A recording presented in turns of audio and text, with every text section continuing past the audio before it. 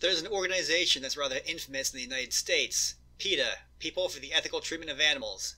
They're an animal rights group, but one considered crazy by American standards for two reasons. One is the crazy antics used to draw attention to their cause. The other is that their views are considered extreme.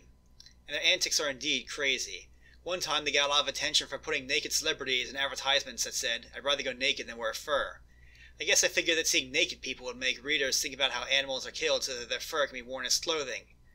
But I think that when most people see someone naked, they think about other things. PETA is also known for making simple video games that are meant to promote their message, such as a Super Mario-inspired game called PETA Chick Sisters, or a version of Cookie Mama that considers you mean for cooking with meat. Now, however, PETA is aiming for a more professional presentation with their latest video game, Kitten Squad. Unlike their other games which could be played on the website, Kitten Squad can be downloaded for free on PC, PS4, and more recently, Nintendo Switch. After all, you go where the audience is. And the audience did indeed find it, since the way I heard about the game is through my nephew showing it to me, and he discovered it through playing at a friend's house.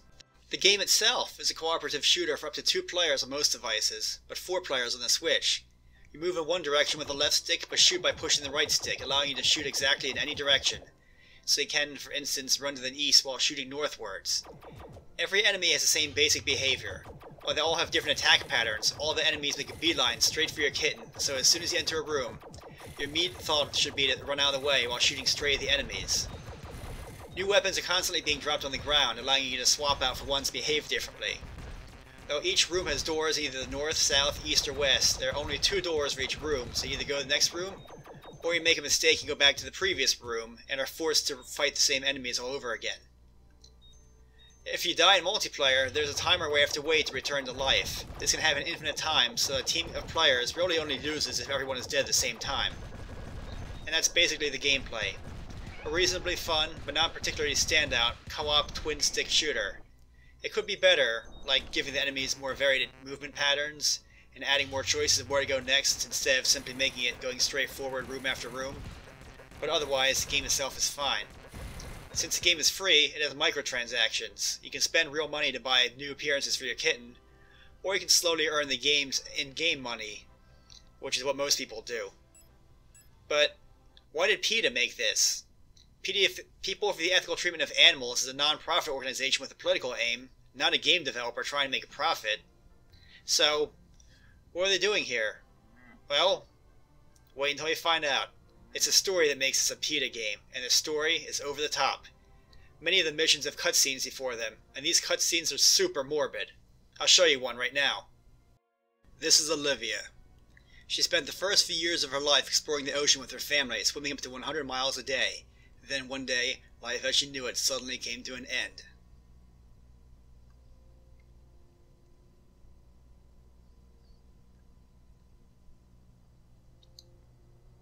They came in speedboats and on airplanes, setting off deafening explosions to create confusion. Massive nets enveloped Olivia and the rest of her pod.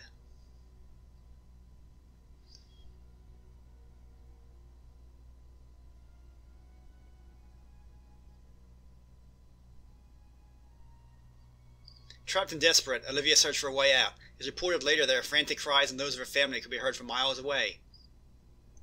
Why is it speeding up now?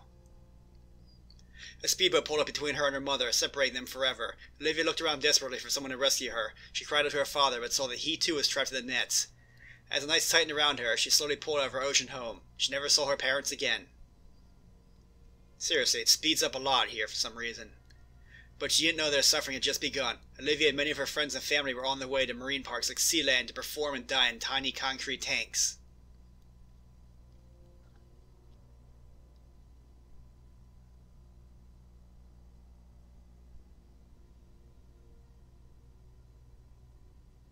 Olivia has now spent decades in a tiny tank at Sealand, freezing the ocean as distant memory. Everything meaningful to her has gone on for a long time. That's fast.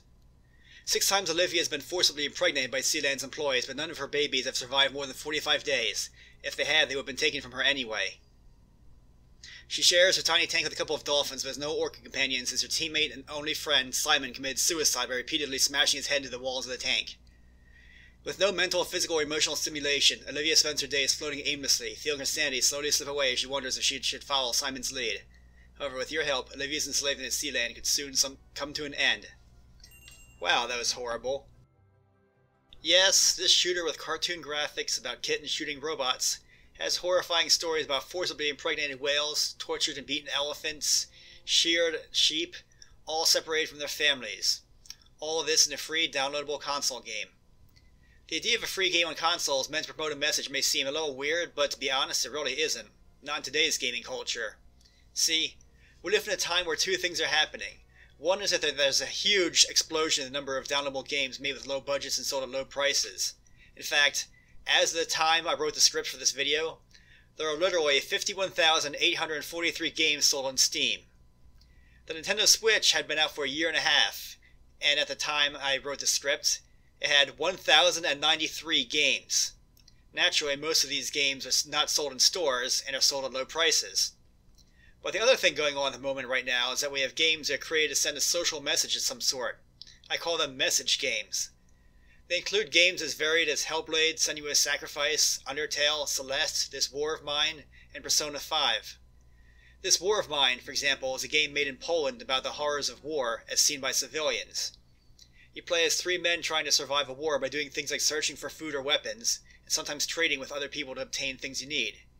Give up your gun in exchange for enough food to last a few days?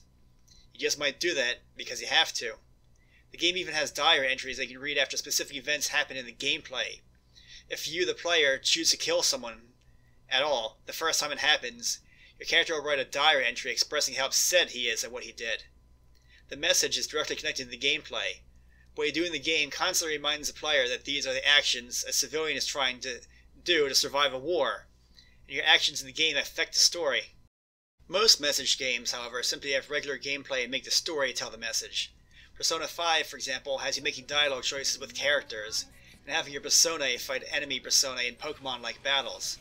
This doesn't really connect with the game's themes of fighting for the right thing even when it's unpopular, and trying to change the minds of terrible people. Kitten Squad is more along those lines. It is a message game where the gameplay does not connect to the message.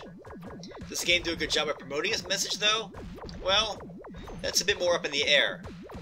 When my nephew, niece, and kid cousin played the game with me, we watched the cutscenes, and they certainly saw the morbid stories behind the animals.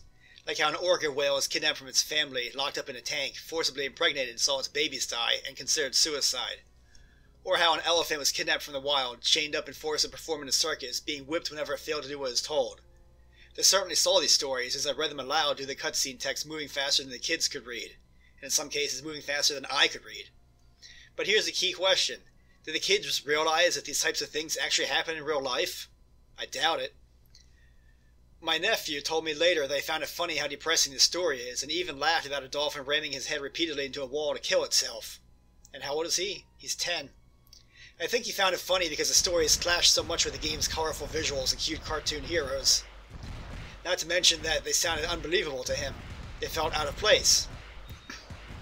And here's the thing. Nowhere in these stories is to tell players that these types of things happen in real life. All they needed to do was to add a few sentences onto the end, like, as we speak, whales just like Olivia are being kidnapped from their families and entertain people in water parks every day. Something like that. But it never says that. It just drops these depressing stories on kids and says, now go shoot robots, switching back to the bright, colorful cartoon graphics. How are kids supposed to realize these depressing stories are realistic? If PETA wanted to create a new generation of activists, they may have come close to doing so, releasing a reasonably fun multiplayer video game for free on game consoles, which is downloaded millions of times no less. But they dropped the ball on their actual message.